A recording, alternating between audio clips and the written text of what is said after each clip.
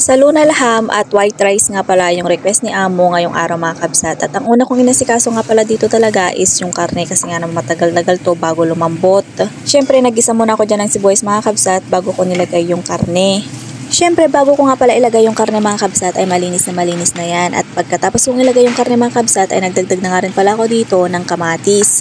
At nung medyo luto-luto na nga pala yung kamatis ay nagdagdag na nga rin pala ako dito ng tomato paste mga kakabsat. At magdadagdag na nga rin pala ako dito mga kabsat ng pampalasa tulad ng paprika, baharat, cumin, paminta at turmeric powder. Kapag nagluluto nga pala ako ng laham mga kabsat or karne, saka na ako naglalagay ng asin kapag malambot na nga pala yung karne mga kabsat. Pagkatapos niya, naglagay na nga rin pala ako dito ng tubig. Naglagay na nga rin pala ako ng black lemon at papakuluan hanggang lumambot yung karne. Ito nga rin pala yung mga gulay na ilalagay ko mga kabsat. At fast forward tayo dito mga kabsat, naglagay na nga rin pala ako dito ng asin kasi nga naman malambot na yung karne. At dinagdag ko na nga rin pala yung mga gulay.